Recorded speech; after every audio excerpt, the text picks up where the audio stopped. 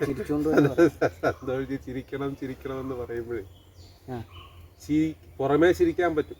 പക്ഷെ ഇന്നത്തെ കാലാവസ്ഥയിൽ ഇന്നത്തെ ആ വ്യവസ്ഥിതിക്ക് അനുസരിച്ച് ഉള്ളിൽ നിന്നുള്ള ചിരി പുറത്തു വന്നോണം നിർബന്ധമില്ല. നമുക്ക് ചിരിക്കാൻ സന്തോഷം വേണമല്ലോ. മനസ്സിന് സന്തോഷം ഉണ്ടെങ്കിലാണ് ചിരി പൂർണ്ണമാകും.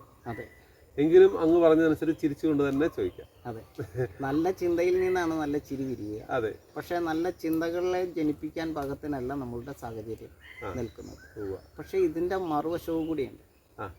ആ മറുവശം എന്ന് പറഞ്ഞാൽ നമ്മളുടെ വീട് അല്ലെങ്കിൽ ക്ഷേത്രം ജീർണിക്കാൻ തുടങ്ങുമ്പോൾ നമുക്ക് ആവലാതിയാണ്, നമുക്ക് ദുഃഖമാണ്, കണ്ണുനീരാണ്.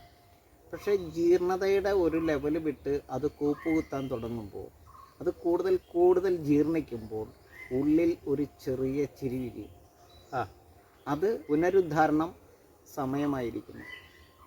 കൂടുതൽ ജീർണിച്ചാൽ മാത്രമാണ് പുനരുദ്ധാരണം സാധ്യമാകുള്ളൂ.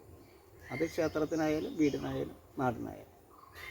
അപ്പോൾ സ്വാഭാവികമായിട്ടും ജീർണത ബാധിച്ചിട്ടുണ്ടെങ്കിൽ ആ ജീർണതയുടെ പൂർണ്ണ ലക്ഷണങ്ങൾ കണ്ടു തുടങ്ങിയാൽ ജ്ഞാനികൾ സന്തോഷിക്കും.